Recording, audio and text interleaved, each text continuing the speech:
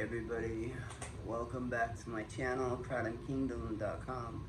Anyway, I've been away for 30 days. I usually try to put out about a video a week, but I'm trying to step up my game with my videos and not make them so boring. There's nothing worse than just listening to some guy jabber on for 5 minutes about Kratom.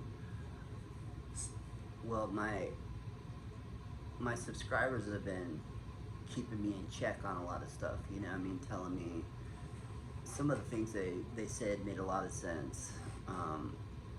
One guy said he would much rather use natural citric acid rather than that powder crap that I use. In my defense, I use the powder crap because it's like an artificial sweetener in it that sweetens the kratom and makes it taste more like lemonade than dirty kratom water. But it is better to just squeeze a lime or a lemon in there and maybe put a little honey in it for some sweetness. If you have the funds and the ability to spend that much money on that much honey to sweeten kratom, or if you want to go the supernatural route, which I would recommend, I would go with the honey and the natural lemon or lime or both. But unfortunately, I don't have any lemons or limes right now. All I have is this crystal light crap, but it works. And it does have a citric acid in it that binds to the alkaloids in the kratom. And anyway, the reason I've been gone for a month is because a month ago I ran out of kratom, and it was hell. I thought I had enough, but I didn't, and I didn't get paid on time. So I had to go 30 days with no kratom, and which was kind of a blessing because I got to see what it was like. Is it addictive? I mean, yes and no. I mean, it feels good. Anything that feels good, you're gonna want to do. So, but did I go through any physical withdrawals? No. I went to the bathroom normally, which was wonderful because when you're taking in all that, one of my subscribers told me that when you're taking in all the plant fiber, it builds up in your intestines and it creates a blockage, which actually can be dangerous. So filter out the kratom by using a coffee filter. A simple coffee filter will keep the plant matter in and let the tea go through. So I brewed a cup of kratom in my coffee maker. And I also think the water temperature matters too. If you make your kratom too hot with boiling water, it tends to kill the alkaloids. So it's better to have hot water, but not boiling hot water. Because boiling your kratom actually takes away some of the effects and damages some of the alkaloids, not giving you the full effect of kratom. So I use my coffee pot for it now. I want to buy another coffee pot so that my coffee doesn't have that kratom taste in it. But running it through a filter just keeps all the plant matter out so that you're not getting blockages in your intestines, letting you have a natural bowel movement. Because kratom will cause constipation if you toss and wash it, because you're taking all that plant matter and putting it right in your intestines.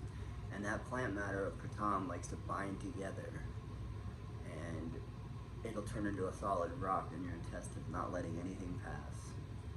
I know it's gross, but it's the truth. I mean, these are the truths of kratom. Everything that's good has some bad in it. So one of the side effects was I was able to go to the restroom normally, daily, like you're supposed to as a human being. But I became incredibly depressed without it because I didn't realize how much those alkaloids affected my dopamine and serotonin. I do take antidepressants for that, but with the antidepressants with the kratom makes me not depressed. But you can see how I got depressed. I quit shaving, I quit caring for myself, I quit cleaning my apartment, I quit socializing, I stayed home, locked myself in my apartment and just ached all the time because my body just aches from the fact that I had the stroke in 2003 that makes my muscles incredibly tight. I mean, this is as loose as my hand has been, and it's because I'm drinking Kratom again. Normally, it's a tight fist with my thumb stuck in the middle, and it shakes and it just aches all the time from my shoulder all the way down to my fingertips. And my left leg, my foot bows in because it's so tight pulling. And Kratom actually loosens up my muscles and makes me feel more relaxed and chill. It's like taking a benzo almost. I mean, it's a really amazing magical herb. And mixing Kratom with cannabis would be a dream come true. I would like to make Kratom cannabis cookies one day.